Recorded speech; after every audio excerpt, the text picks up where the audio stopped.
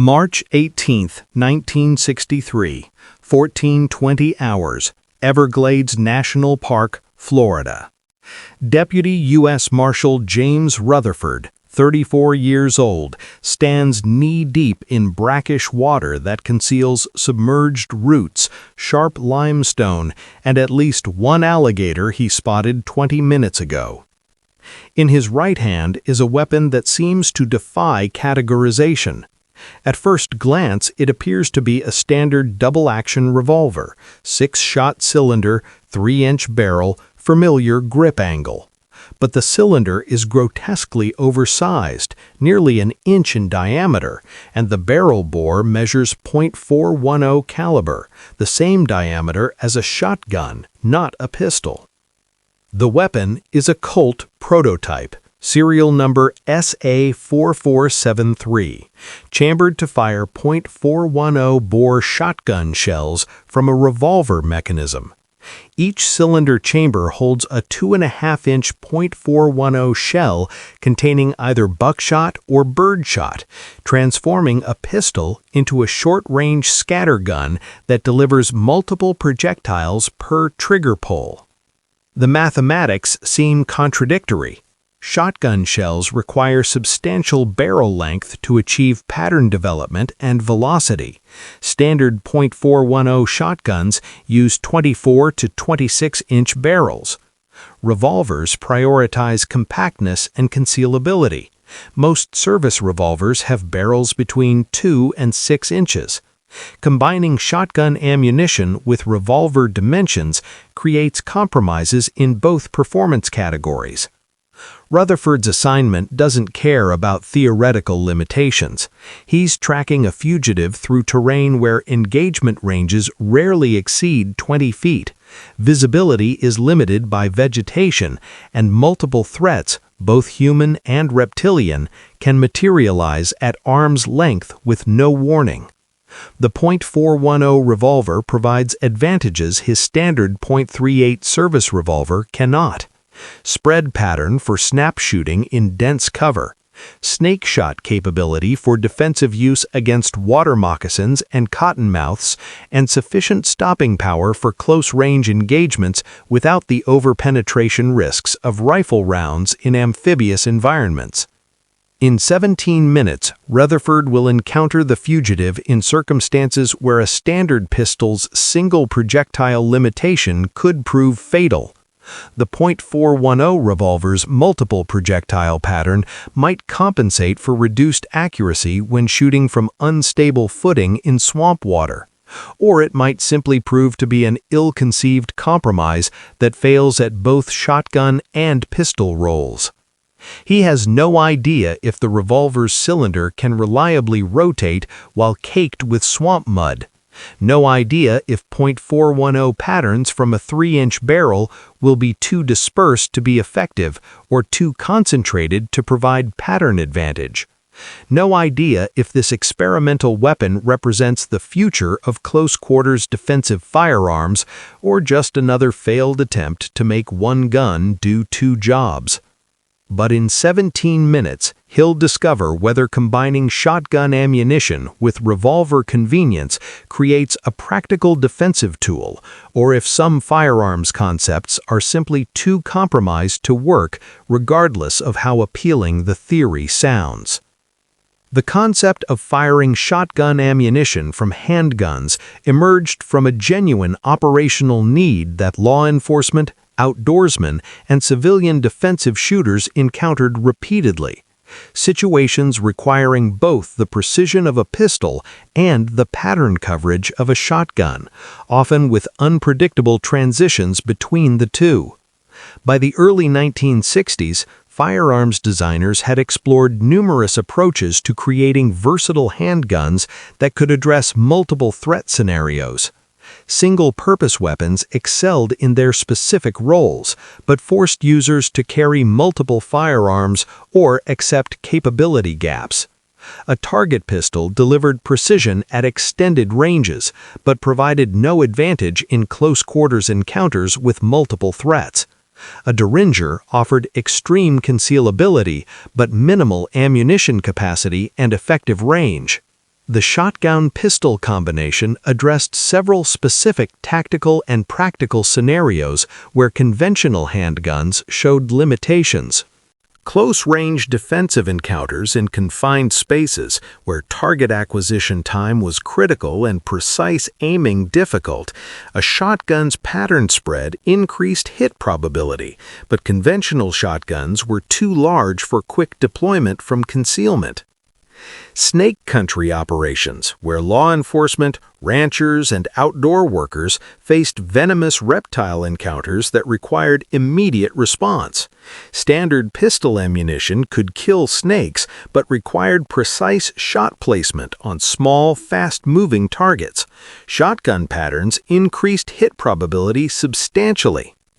Multiple threat scenarios where a single attacker might be accompanied by guard dogs or where wildlife threats, bears, wild boar, might require multiple hits to stop. A revolver firing buckshot could deliver 3 to 5 projectiles per trigger pull, effectively multiplying hit potential. The reduced over-penetration requirements in populated areas or aboard aircraft or vessels where missed shots or bullets passing through targets could endanger bystanders. Shotgun pellets lost energy faster than pistol bullets, reducing collateral damage risks. The challenge was creating a handgun-sized platform capable of firing shotgun ammunition reliably without excessive weight, bulk, or mechanical complexity. Several manufacturers explored the concept through the 1950s and early 1960s. The approaches varied, but all faced similar engineering constraints. Chamber pressure management. Shotgun shells generated different pressure curves than pistol cartridges. A 410-bore shotgun shell produced peak pressures around 12,500 psi, lower than most pistol cartridges, but sustained over a longer duration as the powder charge burned while shot traveled down the barrel. Revolver cylinders needed to contain these pressures safely while remaining light enough for practical carry. Cylinder dimensions. A 410-bore shotgun shell measured 0.410 inches in diameter at the hull, but the brass base head measured approximately 0.470 inches.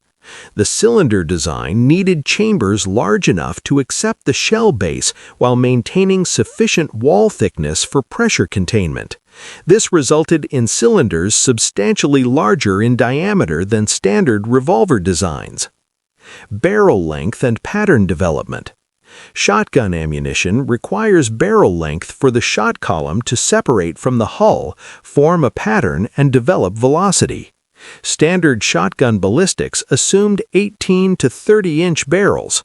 A 3-inch revolver barrel would barely allow the shot to exit the hull before leaving the muzzle, potentially causing erratic patterns or insufficient velocity.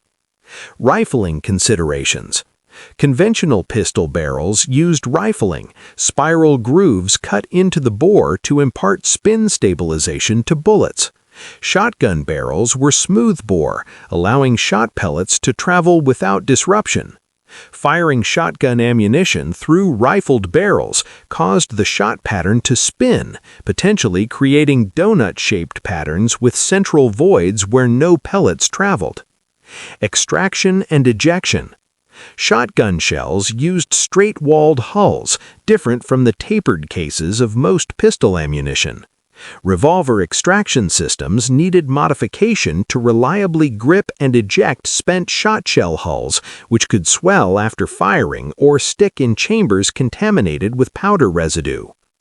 Colt's manufacturing company began experimental development of a 410 revolver in 1961, driven by inquiries from law enforcement agencies operating in the southeastern United States where snake encounters were common, and from U.S. Border Patrol agents working in desert regions with similar reptile threats. The initial prototype, designated the Colt Special Agent, a name that would later be abandoned, used a modified Python frame, Colt's large-frame revolver platform, extensively redesigned to accommodate 410 shells. The cylinder was enlarged to 0.945 inches diameter, nearly double the diameter of a .38 special cylinder. This provided chamber walls approximately 0.240 inches thick around the .410 shell, adequate for pressure containment with reasonable safety margin. The cylinder length was extended to 2.8 inches to accommodate 2.5-inch .410 shells plus the frame's normal cartridge gap. This created a cylinder substantially larger and heavier than any production revolver. The complete cylinder assembly weighed 18 ounces compared to 8 ounces for a Python 357 Magnum cylinder. The additional weight affected weapon balance and carry comfort, but provided mass that absorbed recoil and contained pressure safely.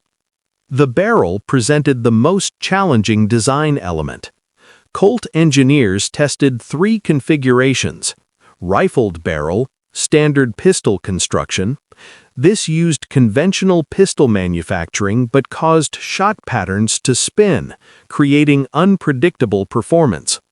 Testing showed patterns at 15 feet that resembled donuts, heavy concentrations at the pattern edges with central voids where few pellets struck.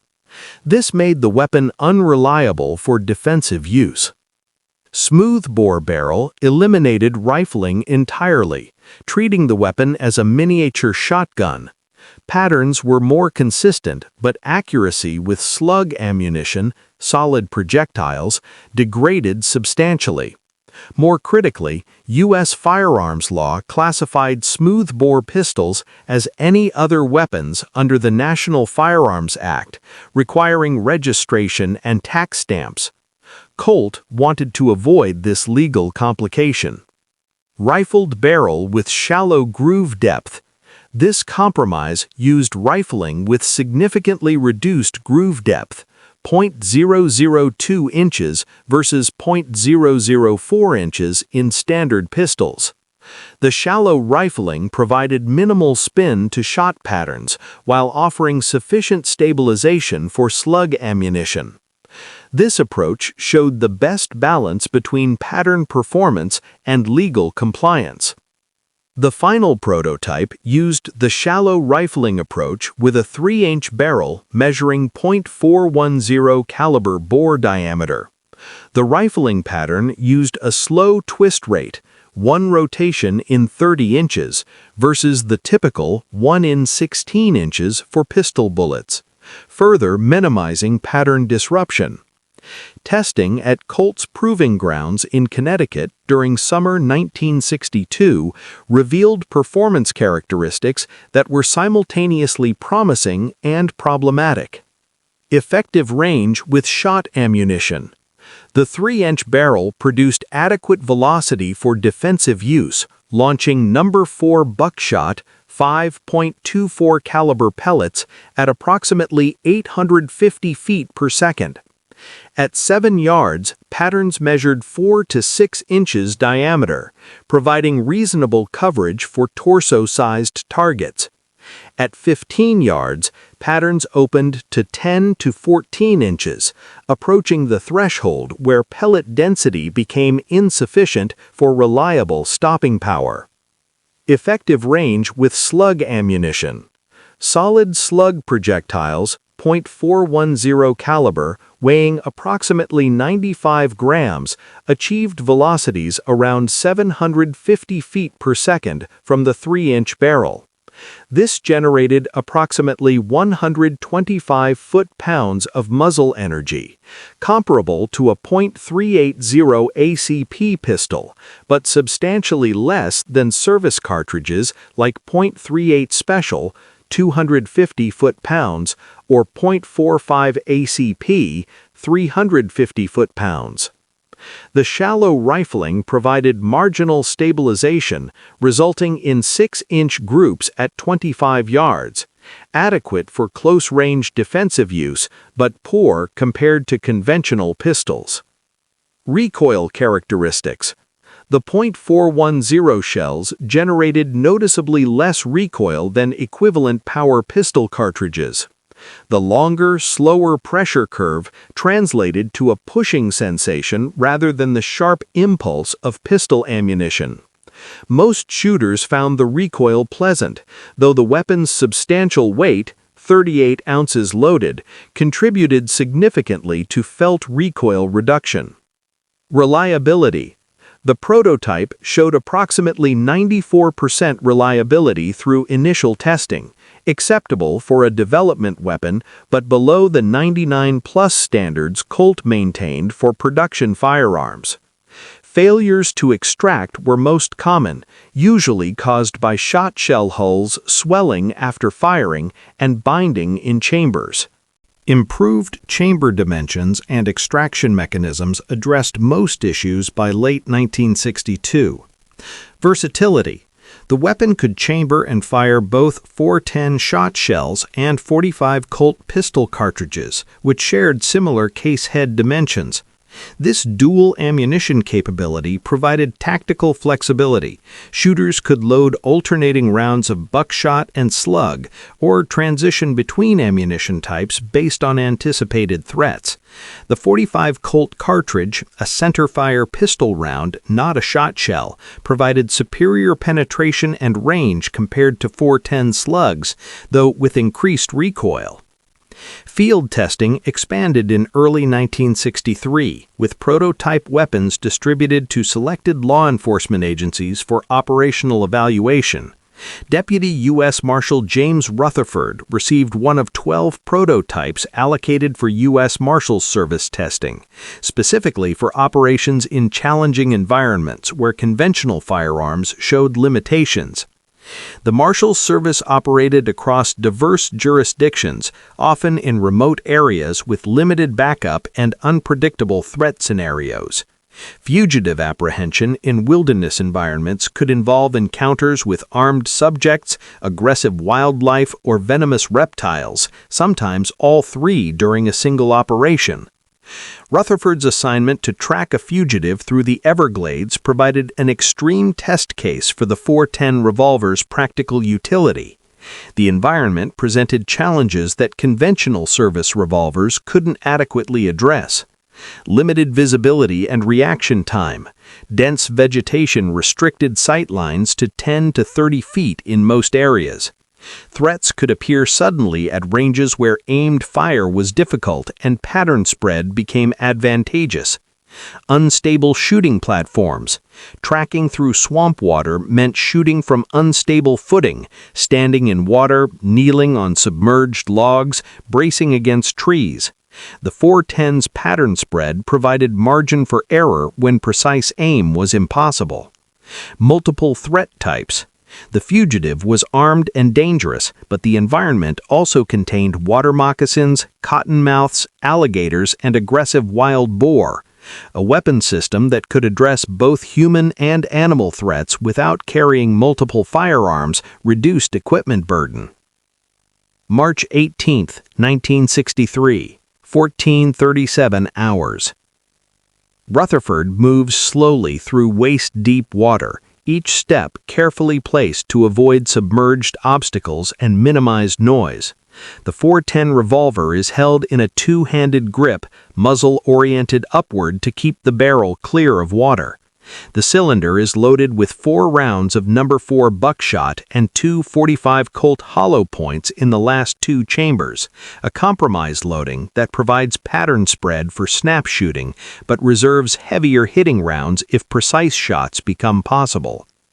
The fugitive's trail, broken vegetation, disturbed mud banks, leads toward the crashed aircraft, a Beech D-18 transport that went down in 1957 and now serves as occasional shelter for wildlife and apparently fugitives. The wreck is visible through the vegetation, approximately 60 yards ahead, aluminum skin corroded and torn, one wing separated and half submerged. Rutherford pauses, listening. The swamp is never silent. Birds, insects, water movement create constant background noise. But he's listening for anomalies, sounds that don't fit the natural rhythm. There. A metallic click, faint but distinct. Someone inside the aircraft wreck, moving equipment or possibly chambering a weapon. The range is too far for the 410's effective shotshell performance.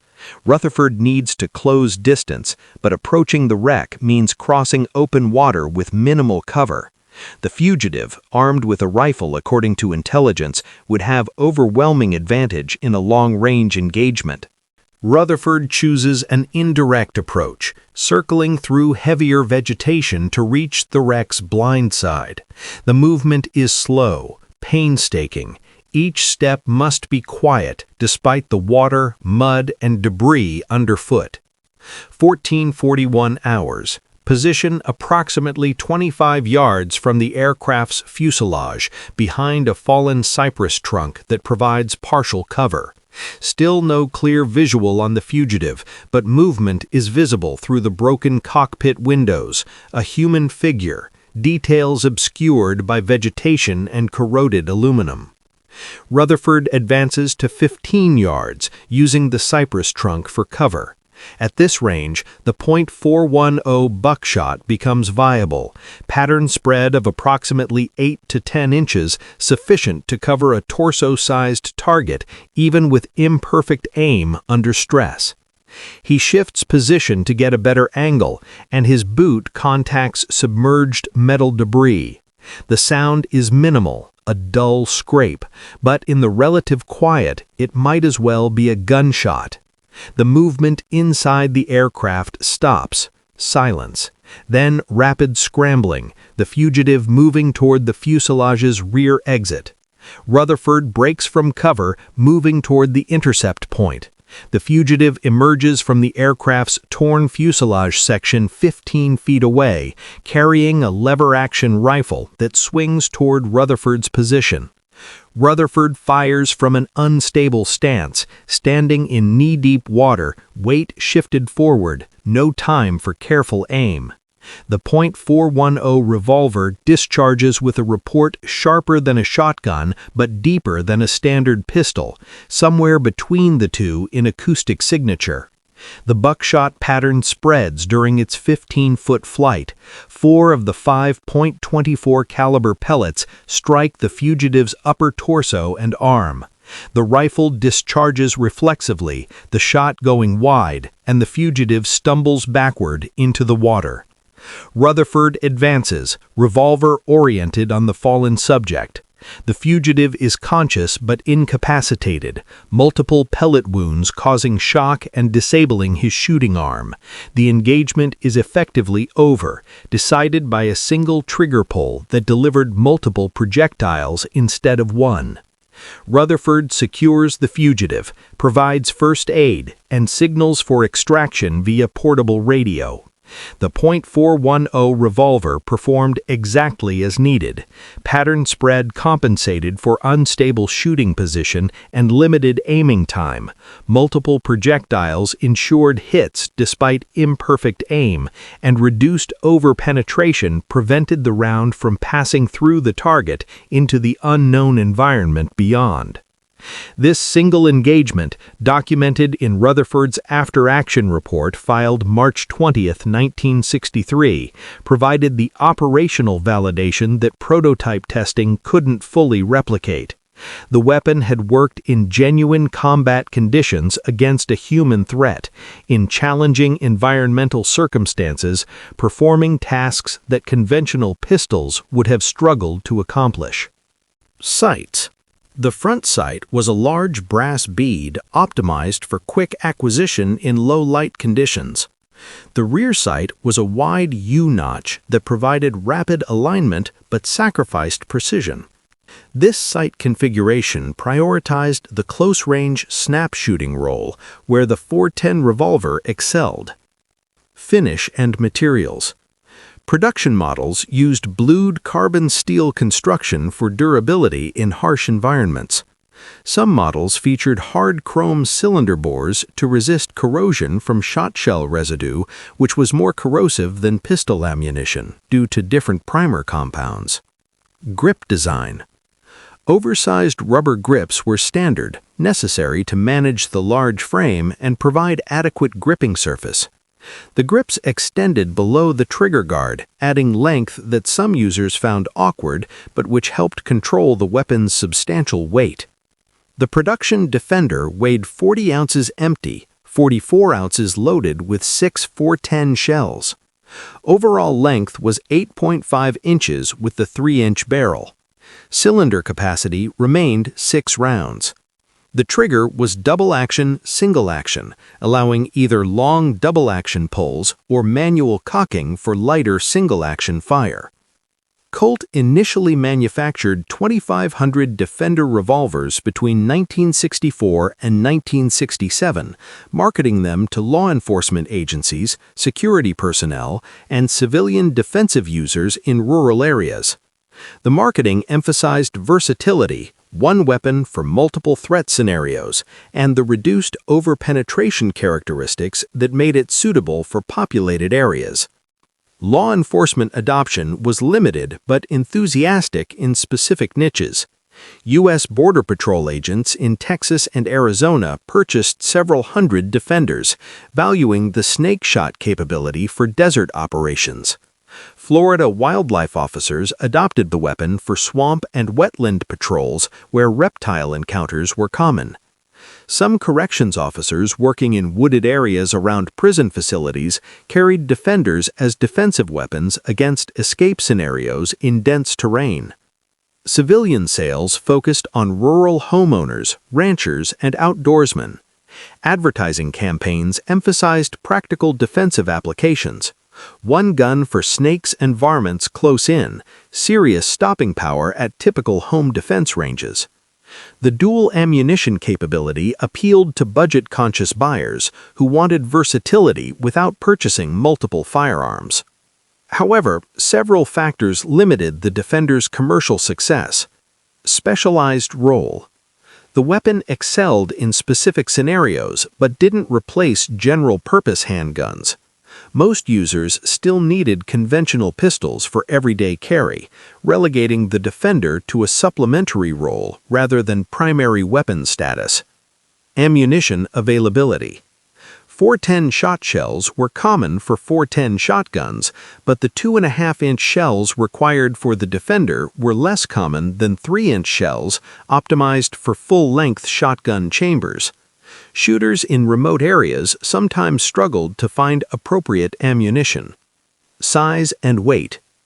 At 40 to 44 ounces, the Defender was substantially heavier than conventional service revolvers, 28 to 35 ounces. The large cylinder made concealment difficult. Users found the weapon cumbersome for extended carry, though acceptable for vehicle or home storage. Performance compromises. The Defender wasn't as effective as a dedicated shotgun for shotgun rolls, nor as accurate as a conventional pistol for precision shooting. It occupied a middle ground that some users valued, but others saw as accepting inferior performance in both categories. Regulatory complexity. The Bureau of Alcohol, Tobacco, and Firearms issued varying opinions on whether .410 revolvers with rifled barrels qualified as pistols or any other weapons under the National Firearms Act. While Colt's rifled barrel design ultimately avoided NFA classification, the regulatory uncertainty created market confusion and discouraged some potential buyers. Cost. The Defender's specialized manufacturing, oversized cylinder, custom barrel work, limited production volumes, resulted in retail pricing approximately 40% higher than conventional service revolvers. Many buyers couldn't justify the premium for a specialized weapon. Production ended in 1967 after approximately 2,500 units were manufactured. Colt concluded that market demand couldn't support continued production at economically viable volumes. The tooling and development costs had been recovered, but ongoing production would require dedicated manufacturing capacity that could be more profitably used for higher volume products. The Defender was never officially discontinued. Colt simply stopped manufacturing new units and allowed existing inventory to sell through distribution channels over several years. By 1970, the weapon had largely disappeared from commercial catalogs, though used examples continued circulating through private sales and gun shows. The concept didn't die with Colt's production cessation. Other manufacturers recognized the appeal of shotshell revolvers and developed alternative approaches. Taurus Judge introduced 2006 a modern interpretation of the shotshell revolver. The Judge chambered both .410 shotshells and .45 Colt cartridges in a large-frame revolver. It became surprisingly successful commercially, selling hundreds of thousands of units and establishing the shotshell revolver as a viable market category. The Judge addressed many of the Defender's limitations through modern materials and manufacturing techniques. Smith & Wesson Governor introduced 2011, S&W's response to the Judge's success. The Governor offered tri-caliber capability, .410 shotshells, .45 Colt, and .45 ACP using moon clips. The weapon's versatility appealed to shooters wanting maximum ammunition flexibility. Bond Arms Derringers. Several manufacturers produced Derringer-style firearms chambered for .410 shotshells, offering extreme compactness, though only 2-shot capacity, for backup defensive use. Specialized ammunition development drove ammunition manufacturers to develop optimized loads specifically for short-barrel firearms. Federal Premium, Winchester, and Hornady introduced defensive .410 loads with different shot sizes, slug designs, and powder formulations that maximized performance from 2.5 to 3-inch barrels. The tactical and practical applications that drove the Defender's development remained relevant into the 21st century, ensuring that shotshell firing handguns maintained a niche but sustainable market presence. Interestingly, the weapons found unexpected applications beyond their original defensive role. Pest control professionals adopted shotshell revolvers for humane animal removal in urban environments where rifle or conventional shotgun use would be unsafe. The reduced range and power made them suitable for confined spaces and populated areas.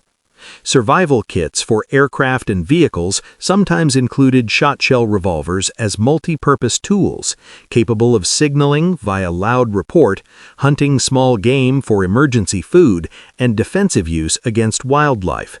The ammunition versatility meant carrying one weapon instead of multiple specialized tools.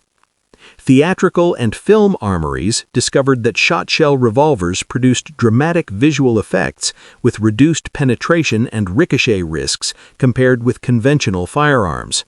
Several action films from the 1970s to 2000s featured shotshell revolvers for close-quarters gunfights where conventional shotguns would be unwieldy. Deputy US Marshal James Rutherford continued his career with the Marshal Service through 1979, participating in numerous fugitive apprehensions and high-risk operations. He retained the prototype Colt Defender throughout his service, despite having access to more modern weapons. In interviews after retirement, he stated, "That .410 revolver saved my life at least twice and made difficult situations manageable dozens of times."